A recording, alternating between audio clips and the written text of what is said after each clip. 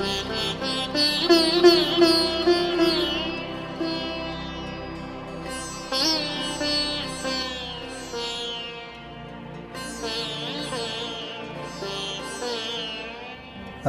শুভ জন্মাষ্টমী তিথি, পরমেশ্বর ভগবান শ্রীকৃষ্ণের আবির্ভাব তিথি।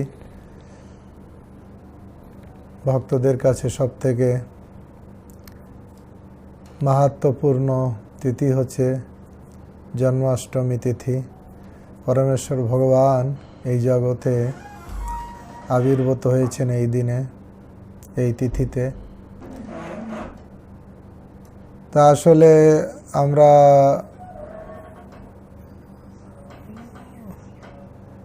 বদ্ধ জীব যখন সাধন ভজন করে গোলক বৃন্দাবনে যায়, ভগবানের সব লীলাতে অংশগ্রহণ করা বা যোগদান বা দর্শন করার সুযোগ হয়, কিন্তু গোলক বৃন্দাবনে এই জন্মাষ্টমী লীলা নেই। জন্মাষ্টমী লীলা নেই, বাল্য লীলা নেই, শুধু আছে কৌশর লীলা। নিত্য কিশোর গোলক বৃন্দাবনে, তাই ভৌম বৃন্দাবনে সেই আবির্ভাব লীলা ভক্তরা আস্বাদন করতে পারে। তা আমরা সেই লীলা স্মরণ করতে পারি, ভগবান কিভাবে এই জগতে আবির্ভূত হন, আবির্ভূত হয়ে আনন্দ বিলাস করেন। আমরা সকালবেলায়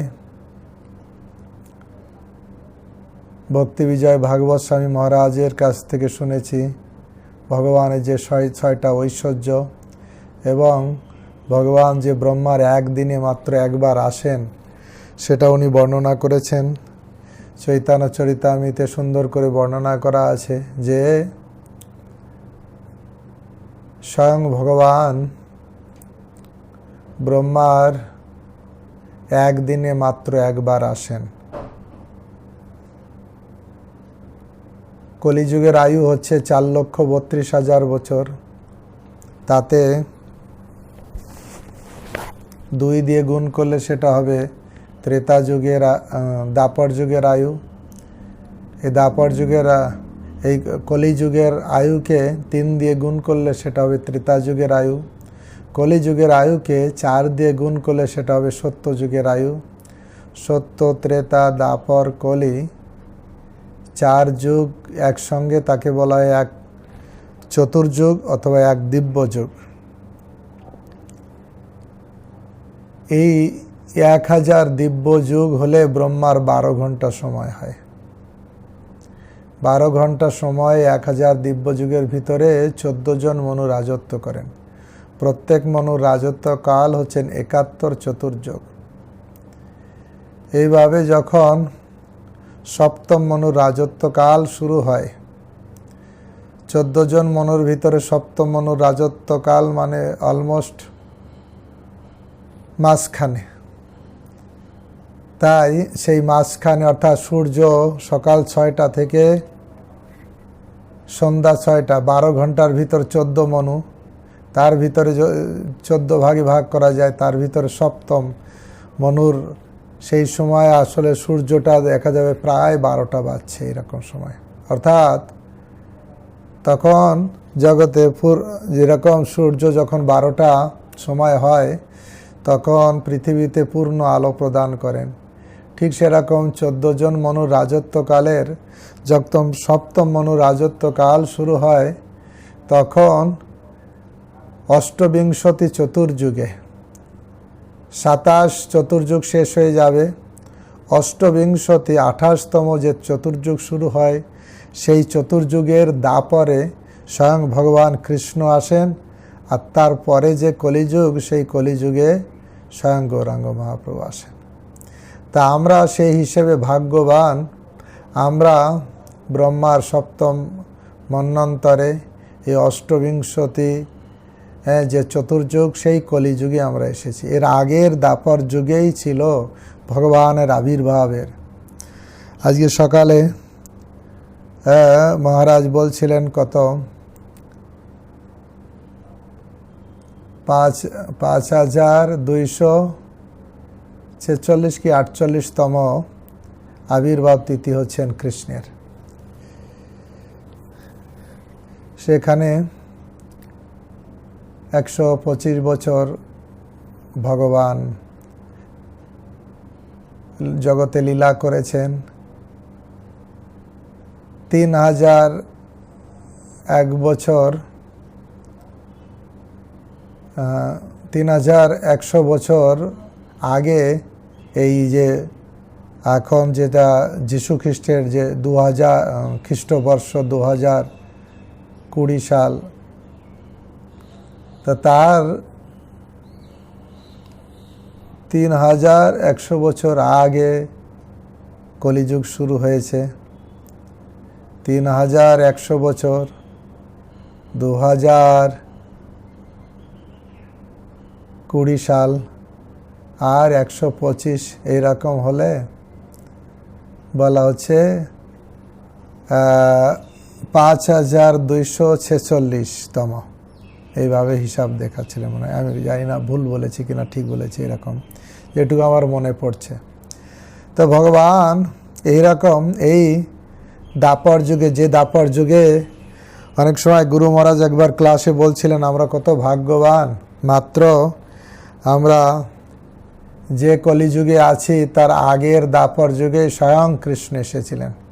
বেশি দিন নয়, এইরকম বলতে হবে 5246 বছর আগে, মাত্র 500 কত বছর আগে গৌরাঙ্গ মহাপ্রভু এসেছেন। তো বেশি লম্বা ইতিহাস হয়নি, খুব কাছাকাছি, তাই আমরা কত ভাগ্যবান। স্বয়ং কৃষ্ণ যে দাপর যুগে এসেছেন এই কলিযুগের আগেই সেই দাপর যুগ, তা আমরা ভাগ্যবান। সেই জন্য এখন আমরা বৃন্দাবনে গেলে সেই গোবর্ধন পর্বত চাক্ষুষ দর্শন করতে পারি, পিচ্ছিল পাহাড়, ভগবান যেখানে পিছল খেতেন সেই জায়গা, যেখানে চরণ পাহাড়, ভগবান কৃষ্ণ যেখানে দাঁড়িয়ে বংশীধ্বনি করেছিলেন আর তার চরণ চিহ্ন সেই পাহাড়ের উপরে পড়েছে, সেই চরণ পাহাড়, সেই ভোজনস্থলী যেখানে ভগবান থালা তো ছিল না, সেই পাহাড়ের গর্তে সেখানে রেখে খেতেন, সেই সব এখনো আছে। আমরা কত ভাগ্যবান, এখনো সেই রাধাকুণ্ড আছে, শ্যামকুণ্ড আছে, নন্দগ্রাম, বর্ষনা, এখনো বৃন্দাবন আছে, নবদ্বীপের গৌরাঙ্গের লীলা এখনো জল জল করছে স্পষ্ট। তা সেই হিসেবে আমরা অনেক ভাগ্যবান। তা আজ হচ্ছে ভগবান কৃষ্ণের আবির্ভাব তিথি। সেই আবির্ভাব তিথি আমরা স্মরণ করতে পারি,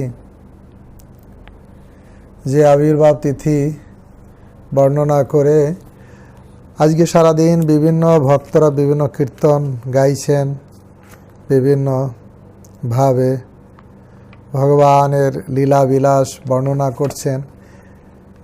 আজকে প্রভুপাদ কোটেশন দিয়েছেন কৃষ্ণের লীলা বর্ণনা করা, সেটাও কৃষ্ণ নাম। কৃষ্ণের লীলা বিলাস বর্ণনা, সেটাও কৃষ্ণের নাম। তা আমরা কৃষ্ণের কিছু লীলা, কৃষ্ণ আবির্ভাব লীলা বিশেষ করে বর্ণনা করব, কিছু গুণাবলী বর্ণনা করব। বিকালে আবার আমরা 4টের সময় আবার দেখব। তাই এখন আমরা আচার্যরা কিভাবে কৃষ্ণের লীলা গিয়েছেন সেটা আমরা, আবির্ভাব লীলা কিভাবে হয়েছে সেটা বর্ণনা করছেন। পূর্ব জনম দিবস দেখিয়া আবেশে গৌররায় নিজ গণ লইয়া হরষিত হইয়া নন্দ মহোৎসব গায়। আসলে গৌরাঙ্গ মহাপ্রভু হচ্ছে স্বয়ং কৃষ্ণ, তাই বলছেন পূর্ব জন্ম, ওনার যে জন্মলীলা সেটার সেই আবেশ হয়ে ওনার জন্মলীলা, পূর্বের যে জন্ম সেই লীলা উনি গান গাইতে শুরু করলেন, নন্দ মহোৎসব লীলা গাইতে শুরু করলেন। পূরব জনম, যেই গৌর সেই কৃষ্ণ সেই জগন্নাথ। পূরব জনম দিবস দেখিয়া আবেশে গৌর রায়, নিজ গণ লইয়া হরষিত হইয়া নন্দ মহোৎসব গায়। নন্দের মহোৎসব, কৃষ্ণের জন্মোৎসব, সেটা গাইছেন। কিভাবে মহাপ্রভু পালন করেছেন জন্মাষ্টমী সেটা বলছেন। খোল কর তাল বাজয়ে রসাল, কীর্তন জনম লীলা, আবেশে আমার গৌরাঙ্গ সুন্দর, গোপবেশ নিরমিলা। খোল করতাল বাজয়ে রসাল, কীর্তনে জনম লীলা। খোল করতাল বাজছে, আর খোল করতাল কীর্তন জনম লীলা, আবেশে আমার গৌরাঙ্গ গোপবেশ নিরমিলা। নিটে গোপবেশ ভাবে গোপীরা কৃষ্ণের জন্মলীলা উৎসব করেছে, সেই গোপবেশ নিজে সেইভাবে ভাবিত হলেন। ঘৃত ঘল দধি গোরস হলদি, অবনি মাঝারে ঢালি, কান্দে ভার করে তাহার উপরে, নাচে গোরা বনমালে। গৌরাঙ্গ মহাপ্রভু কিভাবে উৎসব পালন করছেন, এই অঙ্গনে ঘি তো ঢেলে দিয়েছেন, দই ঢেলে দিয়েছেন, দুধ ঢেলে দিয়েছেন, হলুদ ঢেলে দিয়েছেন, অবনি মাঝারে ঢেলে দিয়েছেন, সব দুধ দধি ঘি মাখন সব ঢেলে দিয়েছেন। এখন তো ঘি দুধ পাওয়াই যায় না, পাওয়া দিলেও 2 নম্বর না 3 নম্বর না 4 নম্বর বলা মুশকিল। তখন ব্রজভূমিতে তারাও তো এইসব নিয়ে কীর্তন করেন, এটা মহাপ্রভুও সেইভাবে ভাবিত হয়ে গাইছেন। রাধামোহন দাসের পদে তিনি গাইছেন। ঘৃত ঘল দধি গোরস হলদি, অবনি মাঝারে ঢালি, কান্দে ভার করি তাহার উপরে, নাচে গোরা বনমালী। তার উপরে কান্দে ভার করে সেই ব্রজবাসীর ভাবে ভাবিত হয়ে নাচতে শুরু করলেন। করে তেন লড়ুক নিতায় সুন্দর, আনন্দ আবেশে নাচে, রামাই মহেশ রাম গৌরী দাস, নাচে তার পাশে পাশে। এরা সুবল সখা, শ্রীদাম সখা, এরা সব রামাই মহেশ, তারা সব ব্রজের গোপাল, তারা সেইভাবে তারা মহাপ্রভুর সঙ্গে নাচছিলেন, লড়ুক ঘুরাচ্ছে। হেরিয়া যতে নীলাচল লগ, প্রেমের পাথারে ভাসে, দেখিয়া বিভোর আনন্দ সাগর, এ রাধা মোহন দাসে। সবাই আনন্দে বিভোর হয়ে আনন্দ করছে। মহাপ্রভু সেই দোলযাত্রা উৎসব, জন্মাষ্টমী উৎসব, এসব মহাপ্রভু নীলাচলে থেকে থেকে পালন করতেন। তার চৈতন্য চরিতামৃতের বর্ণনা আছে। মাধব দাস এর একটা পদে গাইছেন। শঙ্খ দুন্দুভি বাজে নাচে দেবগণ, জয় জয় হরি ধ্বনি ভরিল ভুবন, ভাদ্র কৃষ্ণা অষ্টমী তিথি নক্ষত্র রোহিণী, দ্বার দিকে সুমঙ্গল শুভক্ষণ জানি। ভাদ্র মাসের কৃষ্ণপক্ষের অষ্টমী তিথি আর রোহিণী নক্ষত্র, সেখানে এটা শুভ তিথি। জনমিলা ব্রজপুরে ব্রজের নন্দন, অন্তরিক্ষে দেবী করে পুষ্প বরিশন। সেই শুভ তিথে স্বয়ং ভগবান আবির্ভূত হয়েছিলেন। আজ গুরু মহারাজ সকালে বলছিলেন, এই দেবকীর গর্ভে যে 10 মাস 10 দিন মনে হলো, সেখানে ভগবান ছিলেন না, সেখানে গুরু মহারাজ টিকা দিয়ে বলছেন যে আচার্যরা বলছেন সেখানে বায়ু ছিল, বায়ু বায়ু। আমরা এই জগতে যখন জন্মগ্রহণ করি তখন মাতৃ উদরে কত কষ্ট পাই। জননী জঠরে ছিলাম যখন বিষম বন্ধন পাশে, একবার প্রভু দেখা দিয়া মোরে বঞ্চিলে দীন দাসে। বিষম বন্ধন পাশে আমরা আবদ্ধ হয়ে থাকি, কিন্তু ভগবান যখন আবির্ভূত হন এই বদ্ধ দশায় না, তিনি সম্ভব আমি আত্মমায়া, তিনি তার নিজ মায়া শক্তিকে অবলম্বন করে তিনি জগতে আসেন। তাই বলছেন সেখানে ব্রজেন্দ্র নন্দন জন্ম নিল, জনমিলা ব্রজপুরে ব্রজেন্দ্র নন্দন, অন্তরিক্ষে দেবী করে পুষ্প বরিশন। এখানে কেউ কনফিউজ হতে পারেন, জনমিলা ব্রজপুরে ব্রজেন্দ্র নন্দন, ব্রজেন্দ্র নন্দন বৃন্দাবনে জন্মগ্রহণ করলেন আর অন্তরিক্ষে দেবগণ সবাই পুষ্প বৃষ্টি করছেন। কিন্তু ভাগবত অনুসারে আমরা জানি যে ভগবান কৃষ্ণ, ভাগবতে বর্ণনা আছে ভগবান কৃষ্ণ তিনি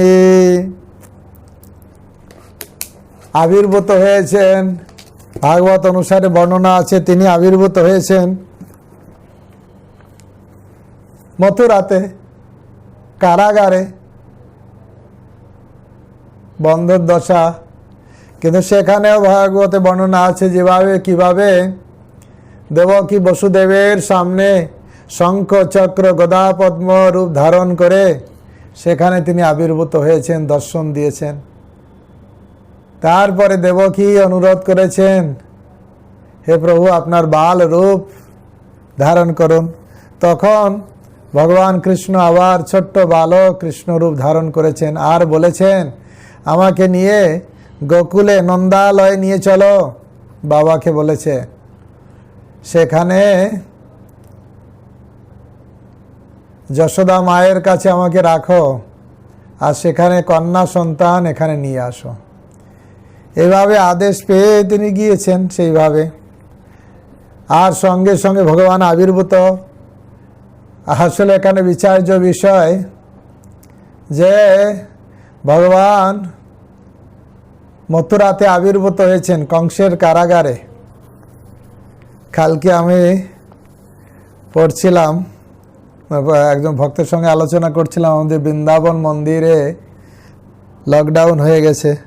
তো তখন ওই প্রভু বলছিলেন হ্যাঁ ভগবান তো জেলখানায় আবির্ভূত হয়েছিলেন, ভগবান লকডাউনে সেই জন্য আসছেন। তো লকডাউন হয়ে গেছে সেই জন্য ভগবান আসছে, আর ওনার আবির্ভাবের পরে লকডাউন কেটে যাওয়ার কথা। তা আমরা আশা করতে পারি ভগবান এই জন্মাষ্টমীতে তিনি আবির্ভূত হবেন আর আস্তে আস্তে সব লকডাউন সব আস্তে আস্তে উঠে যাবে। কারণ ভগবান আসার আগে দেবকী বসুদেব লকডাউনে ছিলেন, ভগবান আবির্ভূত হওয়ার সঙ্গে সঙ্গে কি হলো, জেলখানার দরজা সব খুলে গেল, প্রহরীরা সব ঘুমন্ত হয়ে গেল। ভগবান সুন্দর রূপ ধারণ করে দেবকীর সামনে আসলেন। এ নয় বর্ণনা নেই গর্ভ থেকে মায়েরা যে কষ্ট করে গর্ভ যন্ত্রণা প্রসব যন্ত্রণা পায়, তারপরে কৃষ্ণ এসেছে, এইসব কিছু না। সুন্দর পোশাকে পরিহিত, সুন্দর মুকুটমণি শঙ্খ চক্র গদা পদ্মধারী ভগবান এসেছেন। সেই জন্য জগতের মানুষ বুঝতে পারে না যে ভগবানের আবির্ভাব কত মাহাত্ম্যপূর্ণ। ভগবানের আবির্ভাব জানলেই, তার জন্মকর্ম জানলেই আমাদের এই জড়জগতে আর আসতে হবে না। আমরা যখন জন্মগ্রহণ করি জড়জগতে 10 মাস 10 দিন গর্ভে কত গর্ভ যন্ত্রণা লাভ করি, গর্ভে কত কষ্ট আমরা লাভ করি। ছোট ছোট কৃমি কীট সেখানে কামড়িয়ে কামড়িয়ে খায়। কটু ঝাঁঝালো খাদ্য যখন মা গ্রহণ করেন তখন গর্ভে থাকা অবস্থায় আমরা কত কষ্ট পাই। তারপরে কত নোংরা জায়গায় থাকতে হয়, জন্ম হওয়ার সঙ্গে সঙ্গে ডেটল দিয়ে স্নান করতে হয়, এরকম কত মার এটা পরিষ্কার করে। এ থেকে বোঝা যায় কত কষ্টকর জন্ম। কিন্তু ভগবানের আবির্ভাব কষ্টকর নয়। কিন্তু আমরা অনেক সময় অবুঝের মতন মনে করি, এই কারো জন্ম হলো বলি হ্যাপি বার্থডে। হ্যাপি বার্থডে না আনহ্যাপি বার্থডে। কোনো লোক যদি জেলখানায় ঢোকে আর সেই জেলখানার সেই ডেটটা যদি নিরূপণ করে রাখি, এই দিনে আমি জেলখানায় ঢুকেছিলাম, এই দিন আনন্দের দিন না দুঃখের দিন। তো এই জড়জগৎ হচ্ছে জেলখানা। এই জেলখানায় আসা মানে কষ্ট পাওয়ার জন্য এসেছি। যেদিন থেকে এসেছি সেই দিন কষ্টের দিন, যতদিন থাকবো কষ্টের দিন। কিন্তু ভগবান আসেন কষ্ট পাওয়ার জন্য না, আমাদের কষ্ট থেকে মুক্ত করার জন্য। এই জড়জগতের দুঃখ কষ্ট জ্বালা যন্ত্রণায় আমরা দগ্ধীভূত হই, তাই আমাদের মুক্ত করে ভগবান তার কাছে নিয়ে যাওয়ার জন্য ভগবান আসেন। তাই ভগবানের আবির্ভাব হওয়ার আসল কারণ নয় অসুর মারা, আসল কারণ নয় সাধুর পরিত্রাণ। কারণ গীতায় ভগবান যেটা বলেছেন, পরিত্রাণায় সাধুনাং বিনাশায় চ দুষ্কৃতম ধর্ম সংস্থাপনার্থায় সম্ভবামি যুগে যুগে। ধর্ম স্থাপন করার জন্য, অসুরের বিনাশ সাধন করার জন্য, সাধুর পরিত্রাণে জড়ার জন্য আমি আবির্ভূত হই, ভগবদ গীতায় বলেছেন। কিন্তু চৈতন্য চরিতামৃতে কবিরাজ গোস্বামী বিশ্লেষণ করছেন, এটা কারণ হলেও এটা তার বাহ্যিক কারণ। আসল কারণ হচ্ছে কি, অনুগ্রাণায় ভক্তনাং মানুষিং তনুমাশ্রিত ভজতে তাদিসং ক্রীড়া যা শ্রুতা তৎপর ভবেত। অনুগ্রাণায় ভক্তনাং, ভক্তদের অনুগ্রহ করার জন্য মানুষিং তনুমাশ্রিত মনুষ্যরূপ ধারণ করেন। কৃষ্ণের যতেক লীলা সর্বোত্তম নরলীলা নরবপু তাহার স্বরূপ। গোপবেশ বেণুকর নবকিশোর নটবর লীলাতত্ত্ব হয় অনুরূপ। তাই লীলাতত্ত্ব লীলাবিলাস করার জন্য মানুষিং তনুমাশ্রিত মনুষ্যরূপ ধারণ করেন। সমস্ত মৎস্যকুর্ম বরাহ যত ভগবানের যত লীলা আছে, সর্বশ্রেষ্ঠ লীলা হচ্ছে ভগবান যখন মনুষ্যরূপ ধারণ করে এই জগতে আসেন, লীলা বিলাস করেন। তাই এই লীলা হচ্ছে সর্বশ্রেষ্ঠ।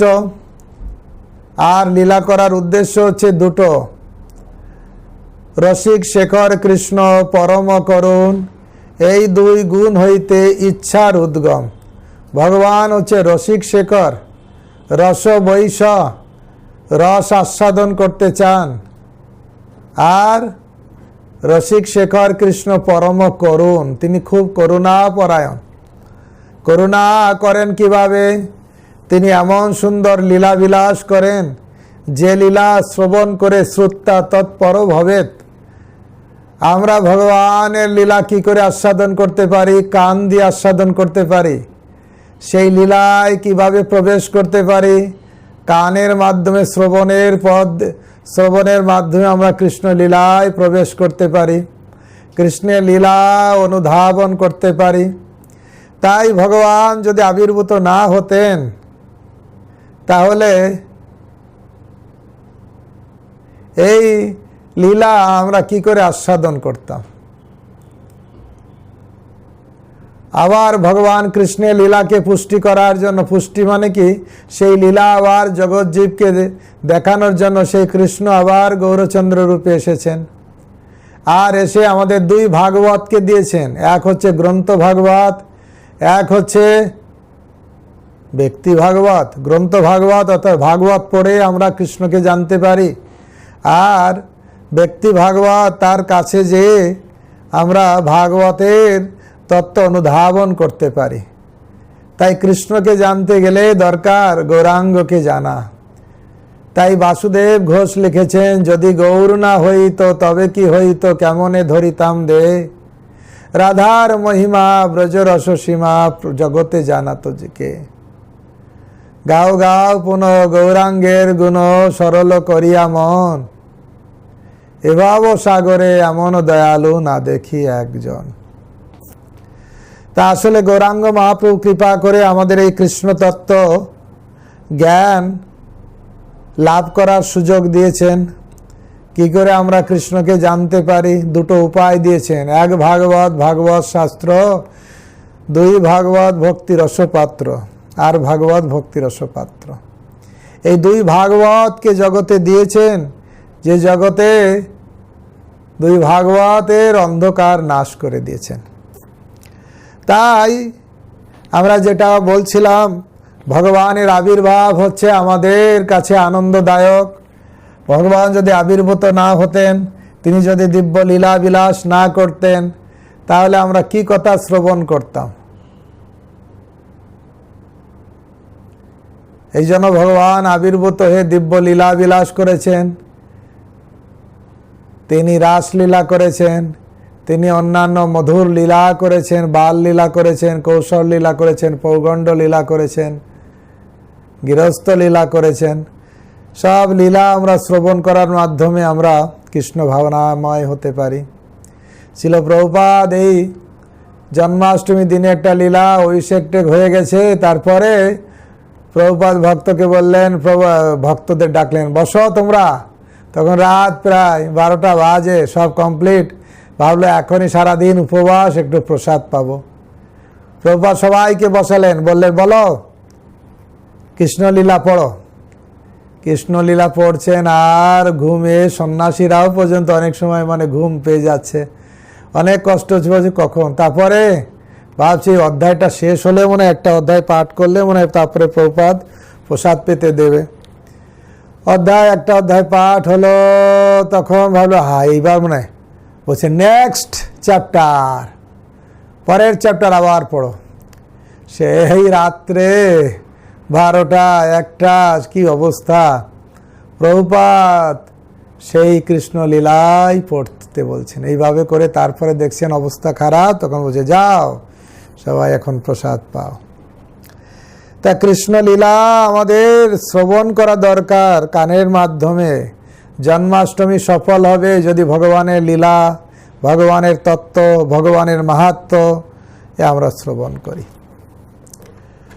তাই ভগবান, আমি যেটা বলছিলাম, ভগবান এক স্বরূপে বাসুদেব রূপে, তিনি বসুদেবের পুত্র রূপে আবির্ভূত হয়েছিলেন মথুরাতে, আর একই সঙ্গে আবির্ভূত হয়েছেন ব্রজ গোকুলে মহাবনে। যশোদার পুত্র রূপে আবির্ভূত হয়েছেন স্বয়ং কৃষ্ণ। আর স্বয়ং কৃষ্ণ অন্য কোথাও আবির্ভূত হন না, অন্য কোথাও যান না। কৃষ্ণ অন্ন যদু সম্ভূত সহস্তপ পর, বৃন্দাবনম পরিত্যাজ্যং পাদমেকম না গচ্ছতি। যে মথুরার কৃষ্ণ, দ্বারকার কৃষ্ণ, সে অন্য কৃষ্ণ, কিন্তু ব্রজেন্দ্র নন্দন কৃষ্ণ বৃন্দাবন ত্যাগ করে এক পাও যায় না। বৃন্দাবনে আবির্ভূত হন, বৃন্দাবনেই লীলা বিলাস করেন। তাই মথুরায় কৃষ্ণ আবির্ভূত হয়েছেন। আর বসুদেব সেই কৃষ্ণকে নিয়ে যখন রওনা দিয়েছেন, বর্ষা বাদল তার ভিতর দিয়ে চলেছেন। যমুনা পার হবে কি করে?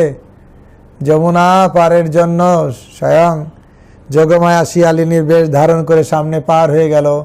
তখন দেখলো আরে আসলে কালিন্দী নদী, যমুনা নদী। কালিন্দী তো ভাবলেন এই কৃষ্ণ ভগবান আমার প্রভু এসেছেন, আমিও যাব প্রভুর সঙ্গে লীলাবিলাস করতে, কিছু একটু সেবা করি। সঙ্গে সঙ্গে যমুনা সুযোগ করে দিলেন যাতে অল্প জলে চলে যেতে পারে নন্দ মহারাজ। যমুনা ভাবলেন আমার প্রভু আমার বুকের উপর দিয়ে যাচ্ছেন,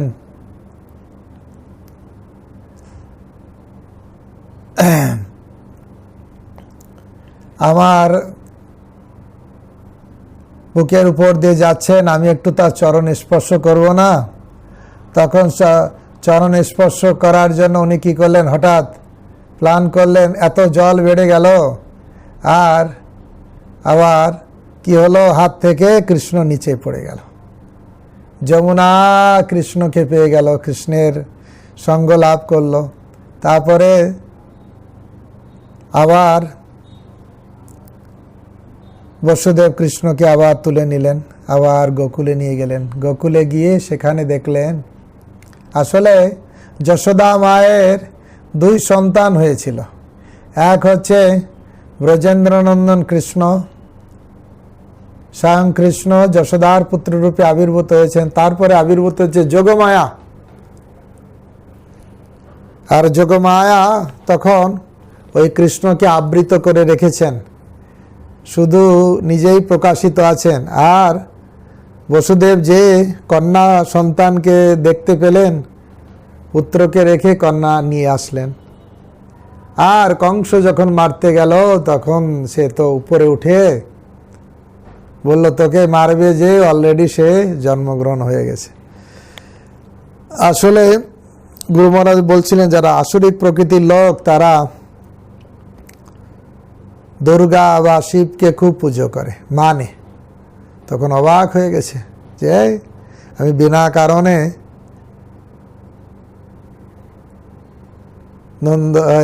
বসুদেব দেবকীকে কষ্ট দিয়েছি, ছেড়ে দিল। আর ভাবলেন এই যে মানুষরা তো মিথ্যা কথা বলে, দেবতারাও আকাশবাণী, সেখানেও কি মিথ্যা কথা বললো আমাকে, এরকম ভাবতে লাগলো। তা আসলে বসুদেব কৃষ্ণ মথুরাতে আবির্ভূত হয়েছেন যে কৃষ্ণ, সেই কৃষ্ণকে নিয়ে যখন গিয়েছেন তখন এই কৃষ্ণকে রেখে দিয়েছেন। এটা কৃষ্ণ হচ্ছেন অংশ কৃষ্ণ, আর স্বয়ং কৃষ্ণ যশোদার পুত্ররূপে। এই অংশ কৃষ্ণ যখন স্বয়ং কৃষ্ণের কাছে গিয়েছে, এই অংশ কৃষ্ণ স্বয়ং কৃষ্ণের ভিতরে প্রবেশ করেছেন। 100 টাকা থাকলে যেমন 5 টাকা 10 টাকা থাকে, ঠিক পূর্ণ কৃষ্ণের ভিতরে অংশ কৃষ্ণ সেখানে অবস্থান করছেন। তা যখন অবস্থান করছেন এই ব্রজভূমিতে, যখন কৃষ্ণ আবির্ভূত হয়েছিলেন সেখানেও অসুর মারণ করেছেন। কিন্তু স্বয়ং কৃষ্ণের কাজ নয় অসুর মারণ করা, স্বয়ং কৃষ্ণের কাজ শুধু ভক্তদের আনন্দ বিধান করা, দিব্য লীলা বিলাস করা, এই হচ্ছে স্বয়ং কৃষ্ণের কাজ। তাই যখন কোনো অসুর মারার দরকার হতো তখন স্বয়ং কৃষ্ণ থেকে অংশ কৃষ্ণ বেরোয় যে সেই পুতনা, অগাসুর, বকাসুর এই সব বধ করতেন। তো এখানে বর্ণনা আছে যে জনমিলা ব্রজপুরে ব্রজেন্দ্র নন্দন। তাই আমাদের জানা দরকার, যদিও ভাগবতে নেই, অন্য পুরাণে আছে, আচার্যদের কথা অনুসারে আছে যে স্বয়ং কৃষ্ণ ব্রজপুরে জন্মগ্রহণ করেছেন। জনমিলা ব্রজপুরে ব্রজেন্দ্র নন্দন, অন্তরিক্ষে দেবী করে পুষ্প বরিশন। অন্তরিক্ষে দেবীগণ পুষ্প বরিশন করছেন। পঞ্চগব্য পঞ্চামৃতে গন্ধাদি সাজায়া, অভিষেক করে দেবী জয় জয় দিয়া। কিভাবে অভিষেক? পঞ্চগব্য, দুধ, দধি, ঘিত, গোময়, গোচনা, এ হচ্ছে পঞ্চগব্য। আর পঞ্চামৃত কি? দুধ, দধি, ঘিত আর মধু আর চিনির জল, পঞ্চামৃত। এইটাই অভিষেক করতে হবে। অপ্সরা নাচে গান করয়ে গন্ধর্ব, মঙ্গল জয় কায় দেই দেবপত্নী সর্ব। অপ্সরা গান গাইতে লাগলেন, গন্ধর্বরা নাচতে লাগলেন, দেবপত্নীরা তারা জয় জয় উলুধ্বনি দিতে লাগলেন। কত কত কতি চা যিনি আয়ুদয়, এ দ্বিজ মাধবে কহে আনন্দ হৃদয়। কত কত কোটি চাঁদের সৌন্দর্য দেখতে পেয়েছে। যশোদা মা সকালে উঠে, রাত্রে তো কি বলে যোগমায়াকে নিয়ে গেলেন, অংশ কৃষ্ণকে বসুদেব দিয়ে গেলেন, অনেক কিছু হয়েছে, কিন্তু উনি ঘুমিয়েছিলেন। যশোদা মা সকালে উঠলেন, দেখে কৃষ্ণকে দেখতে পেলেন। নিশি অবশেষে জাগি ব্রজেশ্বরী, এরই বালক মুখ চাঁদে, কত উল্লাস কর কহই না পারিয়ে, উথলই হিয়া নাহি বান্ধে, আনন্দ কো কহু ওর, কত যে আনন্দ। শুনি ধ্বনি নন্দ ব্রজেশ্বর আওল, শিশু মুখে হেরিয়া বিভোর। নন্দ মহারাজ আসলো আর এসে শিশুর মুখ দেখে আনন্দে বিভোর। চলত ই খে খলত, উঠো তো কেনে গিরত, কই সব গোকুল লোকে,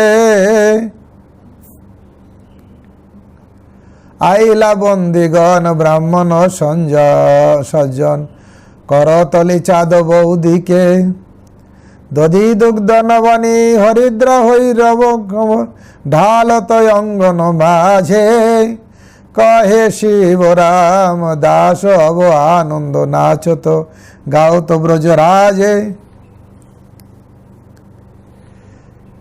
নন্দ মহারাজ এসে দেখলেন পুত্রের মুখ দেখে আনন্দে বিভোর, গোপ গোপীরা আসলো, সব অঙ্গনে দধি দুগ্ধ নবনী হরিদ্রা ঢেলে তারা সব আনন্দ করতে লাগলো।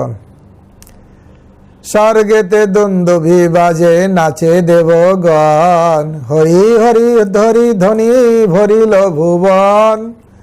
স্বর্গেতে যখন কৃষ্ণ আবির্ভূত হয়েছে, সঙ্গদিগেতে দুন্দুভি বাজছে, বাজে দেবগণ, হরি হরি ধ্বনি ভরিল ভুবন। সবাই নাচছে, ব্রহ্মা নাচে, শিব নাচে, আর নাচে ইন্দ্র, গোকুলে গোয়ালা নাচে পাইয়া গোবিন্দ। সৃষ্টিকর্তা ব্রহ্মা নাচতে শুরু করেছেন, শিব নাচতে শুরু করেছেন, স্বর্গের রাজা ইন্দ্রদেব নাচতে শুরু করেছেন, আর গোকুলের গোয়ালা সব নাচতে ধেই ধেই করে নাচছে, বুড়ো বুড়িরাও পর্যন্ত নাচছে পাইয়া গোবিন্দ। নন্দকে আনন্দ ভয় জয় কানাইয়া লাল কি, হাতি দিন ঘোড়া দিল আর দিন পাল কি। তো ব্রজভূমিতে গোকুলে আনন্দের লহরী বইছে। একজন ভক্ত একবার বলছিলেন, দেখুন আধ্যাত্মিক জগৎ কত আনন্দ, যেদিন কৃষ্ণ এসেছে সেদিন বুড়ো বুড়ি নন্দ যশোদা যতও বয়স হয়েছে তারাও নাচছে, নন্দ মহারাজ নাচছে, উপানন্দ নাচছে, অভিনন্দ সুনন্দ এরা নাচছে। যশোদা তো পুত্রকে পেয়েছে, উনি নয়, কিন্তু অন্য সমস্ত গোপ গোপীরা তারা নাচছে, কি আনন্দ, বয়স্করা নাচছে, বুড়ি নাচছে, সবাই নাচছে। নন্দের মন্দিরে সব গোয়ালা আইল ধাইয়া, হাতে লড়ি কাঁধে ভার নাচে থইয়া থইয়া। সব গোয়ালা দৌড়ে আসলো, আরে নন্দ মহারাজের পুত্র হয়েছে, কি আনন্দ, হ্যাঁ নন্দ রাজা তার পুত্র হয়েছে। সব গোয়ালারা সব ছুটে আসলো, হাতে তাদের লাঠি লড়ি, কাঁধে ভার, নাচে থইয়া থইয়া। দধি দুগ্ধ ঘৃত ঘল অঙ্গনে ঢালিয়া, নাচে রে নন্দ গোবিন্দ পাইয়া। তাদের আনন্দ কি, এই জগতে কোনো একটা কি বলে পার্টি হবে, নোংরা খাবার দাবার হবে, মদের বোতল হবে, এই সব পার্টি এটাই। কিন্তু এই যে নন্দ মহারাজের পার্টি হচ্ছে কি, দধি দুগ্ধ ঢেলে, এই হচ্ছে বৈদিক সভ্যতা। কেন আনন্দ করছে, দধি দুগ্ধ ঘৃত ঘল অঙ্গনে ঢালিয়া, নাচে রে নন্দ গোবিন্দ বলিয়া। সব নন্দ মহারাজ নাচছে, হায় গোবিন্দ গোবিন্দ বলে নাচতে শুরু করে, গোবিন্দকে পেয়ে নাচতে শুরু করলো। অঙ্গনে ঢেলে সবাই নন্দ মহারাজ নাচে, উপানন্দ অভিনন্দ সবাই। আনন্দ হইল বড় আনন্দ হইল, এ দাসে শিবায় মন ভুলিয়া রহিল। আনন্দ হইল বল আনন্দ হইল, আনন্দ হলো ভগবান কৃষ্ণের আবির্ভাবে, আনন্দ, আনন্দই আনন্দ, সব কিছুই আনন্দময়। ভগবান হচ্ছে সৎ চিৎ আনন্দময়, সৎ মানে নিত্য, চিৎ মানে জ্ঞানময়, আনন্দ মানে আনন্দময়। আর কি আরো বলছেন, নন্দের মন্দিরে রে গোয়ালা আইলো ধাইয়া, হাতে লড়ি কান্দে ভার নাচে থইয়া থইয়া। গোয়ালা সব আসছে, হাতে নড়ি কাঁধে ভার নিয়ে থইয়া থইয়া নাচতে শুরু করেছেন।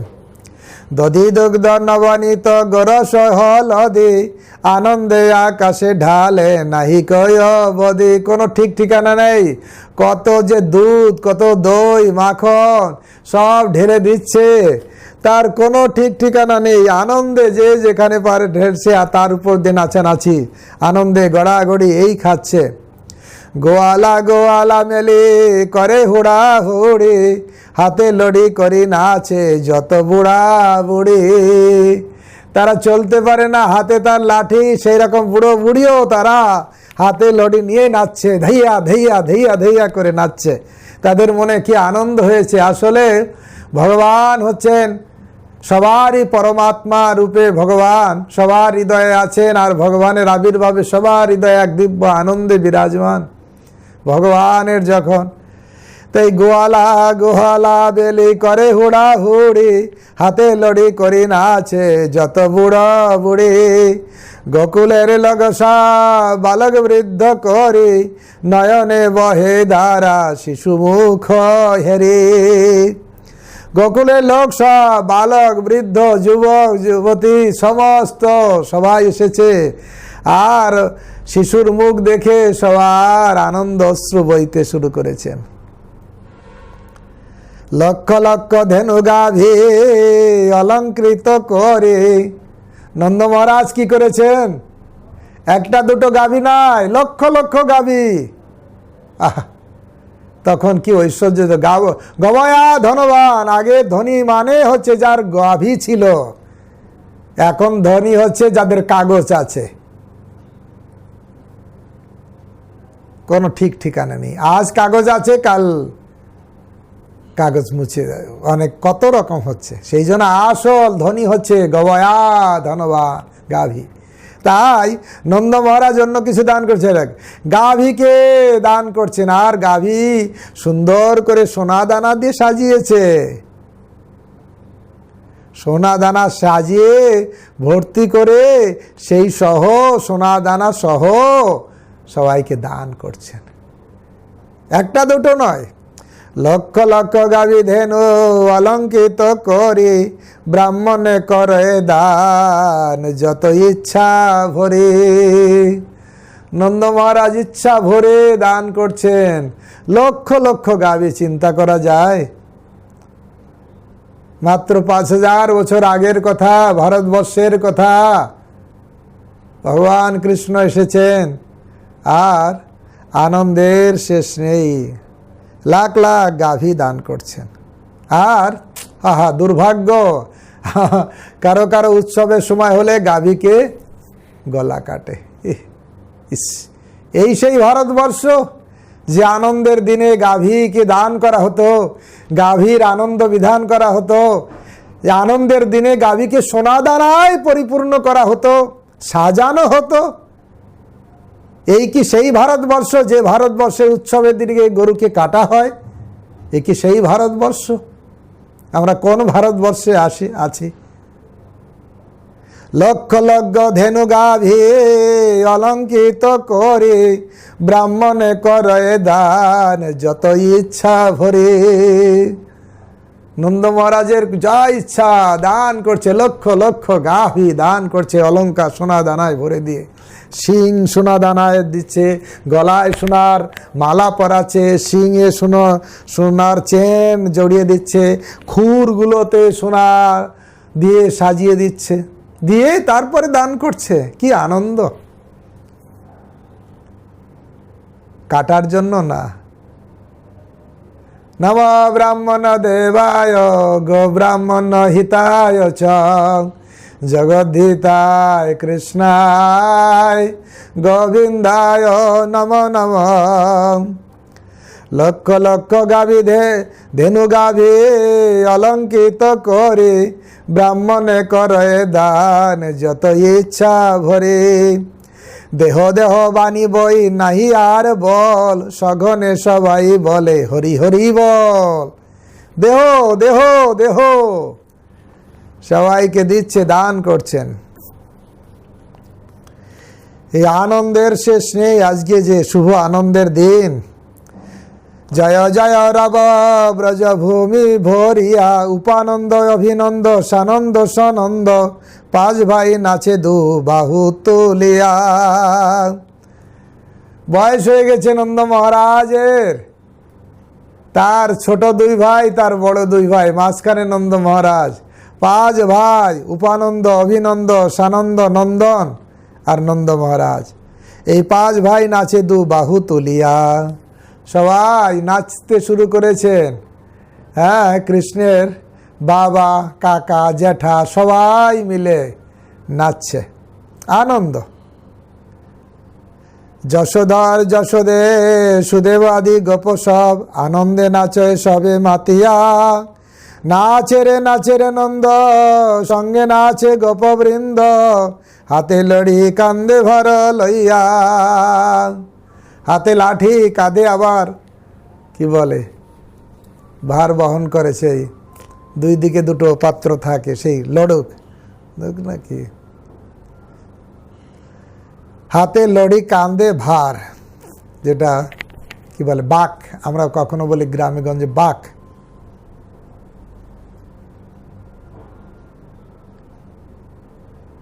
যশোধর যশোদে সুদেব আদি গোপ সব, আনন্দে নাচে সবে মাতিয়া। নাচে রে নন্দ, সঙ্গে নাচে গোপবৃন্দ, হাতে লড়ু কান্দে ভার লইয়া। খেলে নাচে খেলে গায়, সুতিকা মন্দিরে যায়, গিরয়ে বালক মুখ হেরিয়া। দধি দুগ্ধ ভারে ভারে, ঢালিয়া আঙ্গিনার পারে, কেউ শিরে ঢালে দধি তুলিয়া। কেউ নিচে ঢালছে দধি দুগ্ধ, কেউ বা তার মাথার উপরে ঢেলে দিচ্ছে, দই দিয়ে অভিষেক করে দিচ্ছে, দুধ দিয়ে অভিষেক করে দিচ্ছে। সব দুধের যেন বন্যা বয়ে চলেছে। কত, কোনো অভাব ছিল না। নবলক্ষ গাভী, কত দুধ দধি মাখন ছানা।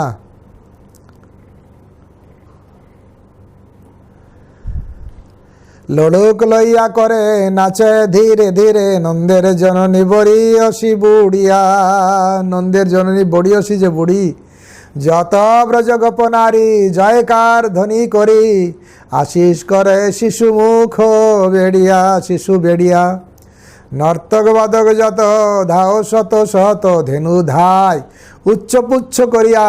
ধেনু সব গাভীরা, তারাও আনন্দ, তারা লেজটাকে মানে উপরে তুলে দিয়েই তারা হাব্বা হাব্বা রবে তারা ছুটছে, তাদেরও আনন্দ। পশুভাই সবার, বৃন্দাবনে সবার আনন্দ।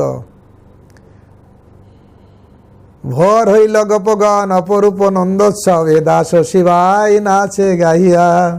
শিবাই গাচ্ছে, তা সুন্দর সুন্দর সব পদ আচার্যরা দিয়েছেন। এটা আমরা গৌরাঙ্গ মহাপ্রভু যখন ছিলেন, তিনিও তখন এইসব লীলা আস্বাদন করতেন। পুরী ধামে ছিলেন মহাপ্রভু কৃষ্ণ, কেউ ওনার বাবা হয়েছে, কেউ মা, কেউ নন্দ মহারাজ, কেউ যশোদামা, এইভাবে হ্যাঁ করতেন ওখানে। আমাদের যদুনাথ দাস ভগবান কৃষ্ণের রূপের বর্ণনা দিয়েছেন। যদুনন্দন, বিনোদ মানে সুন্দর। বিনোদ কথাটা মনে রাখতে হবে। বিনোদ, বিনোদ, তার চোখটা বিনোদ, হাতটা বিনোদ, সব কিছু বিনোদ বিনোদ। তাই তিনি লিখছেন কানু সে বিনোদ রায়। এই কানু হচ্ছে বিনোদ রায়। কানু, আমার যে কানাই, এত সুন্দর দেখতে, চোখ ফিরানো যায় না। তাই যদুনন্দন তার ভাবে কৃষ্ণকে দর্শন করছেন আর তার রূপের বর্ণনা দিচ্ছেন। অনেক অনেক মহাজনরা ভগবান কৃষ্ণের রূপের বর্ণনা, তার লীলার বর্ণনা দিয়েছেন। যদুনাথ তিনি লিখেছেন, আমার কানু সে বিনোদ রায়, বিনোদ চিকুরে বিনোদ বরিয়া, উড়িছে বিনোদ পায়। সুন্দর তার কানু হচ্ছে বিনোদে পরিপূর্ণ, তার সৌন্দর্যে পরিপূর্ণ, সুন্দর, তার সুন্দর মুখখানি সুন্দর, তার উড়নি সুন্দর, আর উড়ছে সুন্দর সুন্দর উড়ে যাচ্ছে, তার যে উত্তরীয় সুন্দর উঠছে। বিনোদ ললাটে, সুন্দর ললাটে, সুন্দর কপালে, বিনোদ ললাটে, বিনোদ তিলক, সুন্দর তিলক, বিনোদ কপাল, কপালটা সুন্দর, তারপরে সুন্দর তিলক তার উপরে। বিনোদ বিনোদ ললাটে, বিনোদ তিলক, বিনোদ বিনোদ সাজে, সুন্দর সুন্দর সেজে আছে আমার কানাই, কানু সুন্দর সেজেছে। ভক্ত তার ভাবের ঘরে কৃষ্ণকে দেখছেন আর সেই রূপের বর্ণনা দিচ্ছেন। বিনোদ ললাটে, বিনোদ তিলক, বিনোদ বিনোদ সাজে, আর বিনোদ ধরে, বিনোদ মুরলি, বিনোদ বিনোদ বাজে। কেমন বাজে? বিনোদ অধরে, তার অধরে অনবরত সুন্দর বিনোদ, তার অধর, অধরং মধুরং বদনং মধুরম, সব তাই মধুর। তাই এখানে যদুনন্দ লিখছেন বিনোদ অধরে, তার বিনোদ মুখমণ্ডলে অধরে, বিনোদ মুরলি, আর মুরলিটাও বিনোদ, সুন্দর বিনোদ, সুন্দর মুরলি। বিনোদ কথাটার অর্থ সুন্দর, সুন্দর মুরলি। বিনোদ বিনোদ বাজে, সুন্দর সুন্দর বাজছে, সুন্দর সুন্দর বাজছে। বিনোদ ধরে, বিনোদ মুরলি, বিনোদ বিনোদ বাজে। আর কি তার গলাটা কেমন? বিনোদ, সুন্দর তার গলা। আর মালাটা কেমন? সুন্দর, বিনোদ। আর কেমনভাবে দোলছে? সুন্দরভাবে দোলছে। বিনোদ গলায়, বিনোদ মালা, বিনোদ বিনোদ দোলে। কৃষ্ণের সুন্দর গলায় সুন্দর মালা, সুন্দর সুন্দর দুলছে। আর কি? কোন বিনোদিনী বিনোদ গাথুনি, গিধেছে বিনোদ ফুলে। কোন বিনোদিনী, কোন সুন্দরী, আর বিনোদ সুন্দর করে গাথুনি দিয়ে গেঁথেছে বিনোদ ফুলে, সুন্দর ফুল দিয়েই মালাটা গেঁথেছে। কোন বিনোদিনী বিনোদ গাথুনি, গেঁথেছে বিনোদ ফুলে, সুন্দর ফুল দিয়ে গেঁথেছে। আর বিনোদ কোটিতে, বিনোদ ধুটি, বিনোদ বিনোদ সাজে। বিনোদ কোমর, তার কোমরে সুন্দর ধুতি, সুন্দর সুন্দর করে সাজিয়েছে। বিনোদ চরণে, তার চরণ হচ্ছে সুন্দর চরণ। বিনোদ নূপুর, সুন্দর নূপুর, তার বিনোদ চরণে বিনোদ নূপুর। বিনোদ বিনোদ বাজে, সুন্দর সুন্দর ঝুন ঝুন ঝুন ঝুন, অপ্রাকৃত শব্দ তরঙ্গে বাজছে শুরু করেছে। কহে যদুনাদ, বিনোদ নাগর, বিনোদ কদম্ব মূলে। কত বিনোদিনী বিনোদে হেরিয়া, কলসি ভাসালো জলে। বলছে যদুনাথ বলছেন সেই বিনোদ নাগর কৃষ্ণকে দেখে, কত বিনোদিনী, কত সুন্দরী নারীরা এসে জল আনতে এসে কলসি জলে ভাসিয়ে দিয়েছে, আর সেই কৃষ্ণের রূপে মত্ত হয়ে সেখানেই থেকে গেছে, আর ঘরে যাওয়ার কথা ভুলে গেছে। আমি ঘরে না যাইব, বনে প্রবেশিব, সে লীলা রসের তরে। আর ত্যাজি কুললাজ, ভজ ব্রজরাজ, বিনোদ মিনতি করে। তো এখানে যদুনন্দন সুন্দর কৃষ্ণের রূপের বর্ণনা দিয়েছেন।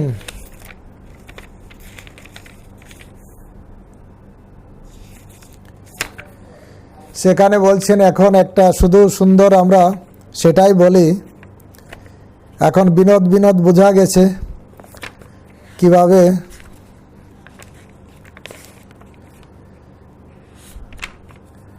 বিনোদ এবার শুধু বিনোদটা বোঝা গেছে, এখানে এই বিনোদ নিয়ে যে গানটা সেটা আমরা গাইতে পারি।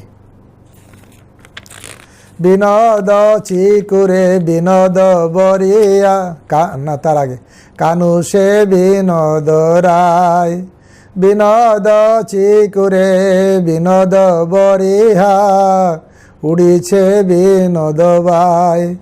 আর বিনোদ ললাটে বিনোদ তিলক, বিনোদ বিনোদ সাজে। আর বিনোদ ধরে বিনোদ মুরলে, বিনোদ বিনোদ বাজে। আর বিনোদ গলায় বিনোদ মালায়, বিনোদ বিনোদ দোলে। আর কোন বিনোদিনী বিনোদ গাথনি, গেথেছে বিনোদ ফুলে। আর বিনোদ কটিতে বিনোদ ধুতে, বিনোদ বিনোদ সাজে। আর বিনোদ চরণে বিনোদ নূপুর, বিনোদ বিনোদ বাজে। কহে যদুনাথ বিনোদ নাগর, বিনোদ কদম্ব মূলে। আর কত বিনোদিনী বিনোদে হেরিয়া, কলসি ভাসালো জলে। কলসি ভাসালো জলে। বিনোদিনী সে কৃষ্ণকে দেখে তার সব কিছু ত্যাগ দিয়ে, কুলের ধরম সব পরিত্যাগ করেছেন কৃষ্ণকে পেয়ে। জয়দেব গোস্বামী যেটা লিখেছেন,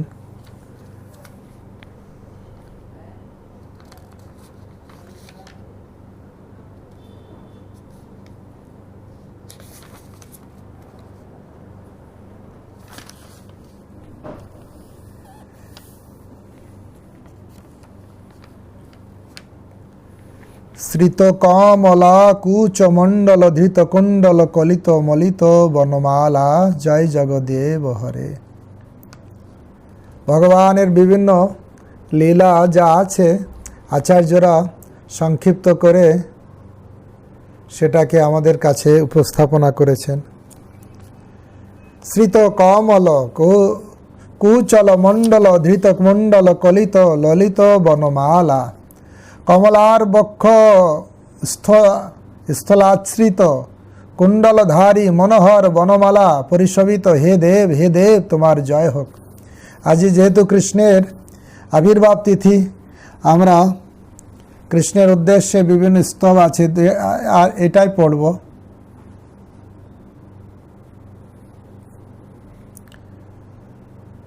শ্রিত কমল কুচল মণ্ডল ধৃত কুণ্ডল কলিত ললিত বনমালা। ভগবানকে দেখতে কেমন, জয়দেব গোস্বামী তার দৃষ্টি দিয়ে তিনি ভগবানকে স্তব করছেন। কমলার বক্ষস্থলাশ্রিত, তুমি কমলার বক্ষে, হ্যাঁ,